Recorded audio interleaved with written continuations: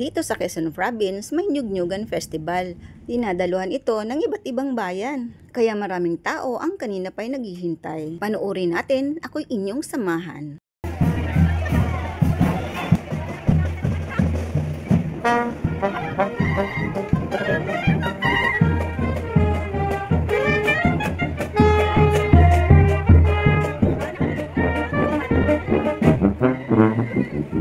Siyempre, pangungunahan niya ng aming gobernador, si Dr. Helen Tan. Kasunod naman ang aking bayang Sinilangan, ang bayan ng Katanawan, suot ang kanilang magagandang kasuotan.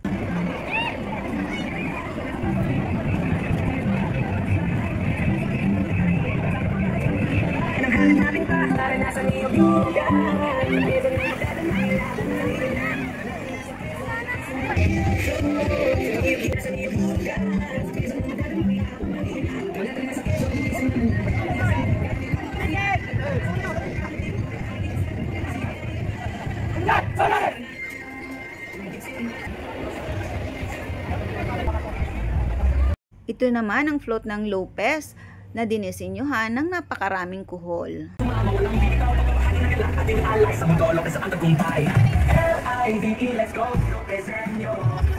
At kasunod naman ang bayang totoo, ang bayan ng Real.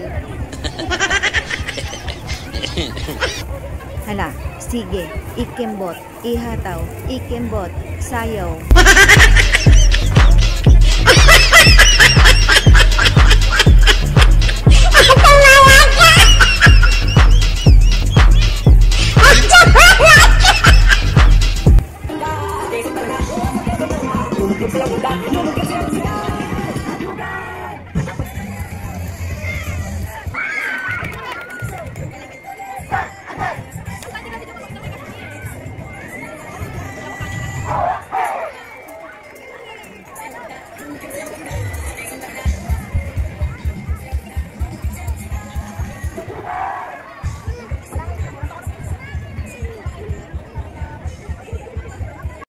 At ito naman ang kasunod na float. Nasa ibabaw may gagambang umiikot. Teka, gagamba ba ito?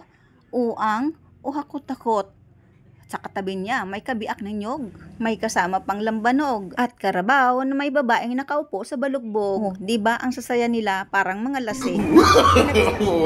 Ito naman ang bayan ng Buena Vista na ang kasuotan parang bulaklak ng gumamela. O diba ang gaganda? Pasensya na rin kayo sa aking video. Ang dami kasing naglutang na kamera. Alam nyo naman sa Pilipinas, ang daming vlogger. Heto pang isa, mayroon na namang mga kabiak na nyug na kasama. Kasi naman dito sa Quezon, nyug talaga ang produkto namin. May karabaw na naman at ang pogi pa ng mag-uula. Pagbilaw naman ang kasunod na ilang beses na nag-champion sa mga taong nagdaan. At syempre, hindi mawawala sa kanilang float ang kanilang kababayan na si Joyang. O siguro naman kilala nyo siya, di ba? Kasunod ay Kalawag na ang mga kalahok ay mga gwapo at magagandang dilag. Wow! Sa kanilang bayan nga pala, nagmula ang Alimango Festival kaya hindi mawawala ang mga baklang alimango na puno ng aligid. Hindi naman nanganganak pero mabilis dumami. Paano ba naman? Tingnan nyo naman kung gaano kakire. Every breath you take, every move you make, every bond you break, every step you take, I'll be watching you. Joke lang yun, Utoy. Dalaga ka na, mag-ingat ka sa sarili mo. Tagkawayan naman tayo, kayo na ang humusga.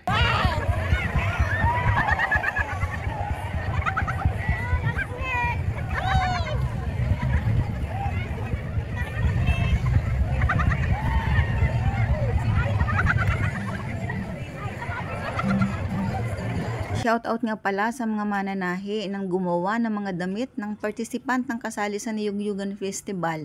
Napakagaganda. E di kayo na ang paldo.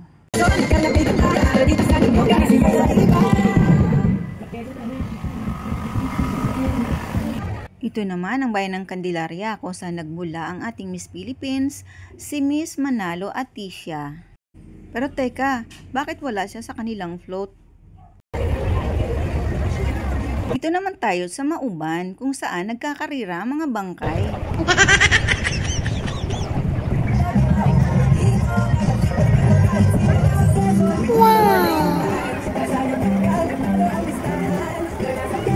Sa Riyaya, ang gaganda ng kanilang mga barot saya.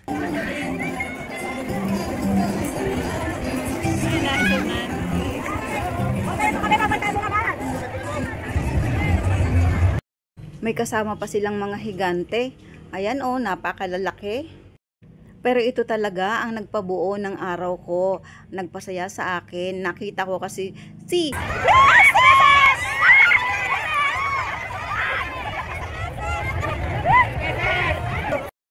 Oh, 'di ba? Hindi ko natuloy na malaya na nasa tapat ko na pala ang atimonan. At nagbalik lang ang aking ulirat nang makita ko yung kanilang float na may kasamang palutang-lutang na sapsap. Oh, 'di ba? Ang ganda, pati naman sa labay isinama pa.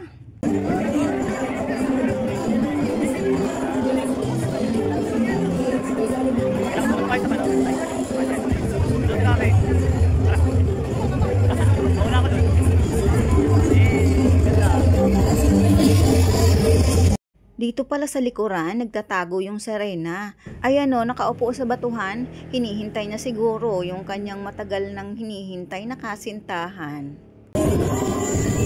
Sa Quezon tara na, yung mag-give sa'yo inda, yung mag-give sa'yo inda. Sa Quezon tara na, yung mag-give sa'yo inda. Biniwan ang hirot, iyan na papalit ka ng buong Quezon. Lasang ka na,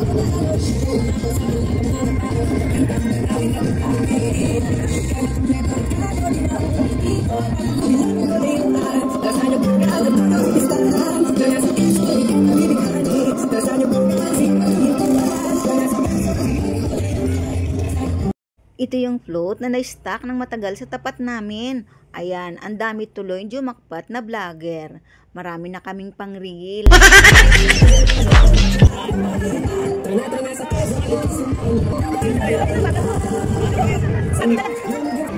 Ito naman ang bayan ng Gumaka. Pagod na ako, kayo na lang ang humusga. Kayo ba? Ime!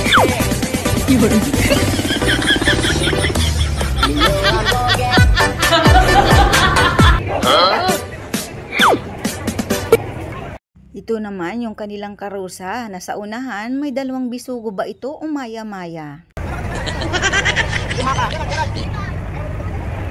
Ito naman ang bayan ng Humalig. Ay, Jumalig. Ay, ano ba yun? Basta may leg. Okay na yun. Katunog na rin.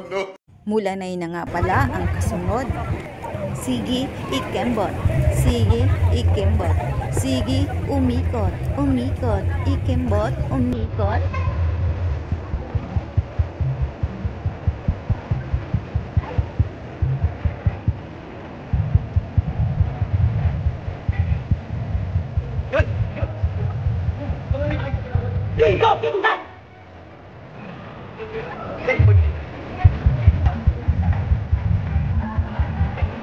At ito naman ang karosa ng Mulanay, mayroong kasamang kawa. Ang gatong ay alalay, pag hindi nga niyan ay nagalatik, baka nagaluto ng kalamay. Ay oh, maganda't gwapo ang nagabantay. Dala pati ito buwan ay. Huy, pulilyo na ang kasunod. Nakita ko yung anak ko, panay kaway sa hangin. Paglingon ko sa karosa, sakay pala si Mulawin. Ito naman ang bayan ng Makalelon, kung saan makakabili ka ng masarap na tikoy.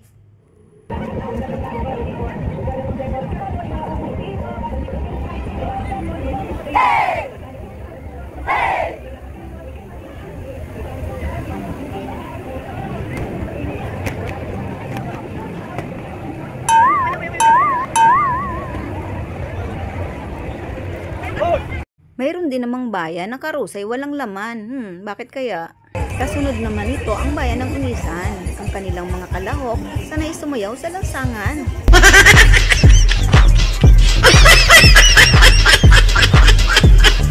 Ito naman ang bayan ng Tayabas. Ay, city na nga pala sila. Ito talaga yung aking inaabangan. Dito kasi nagmula ang taong aking hinahangaan. Madalas ko kasi siyang panuorin pagdating sa mga katatawanan.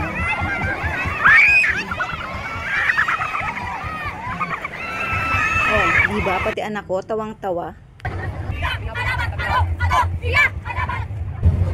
Ano daw?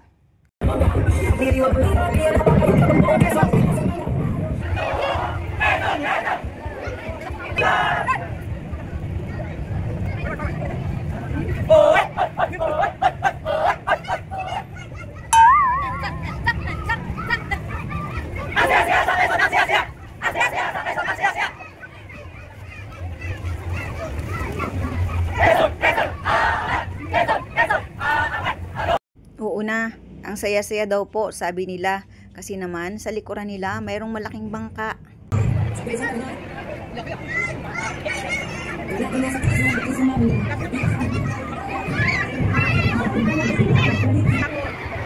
At sa bandang likuran, may pinagkaguluhan.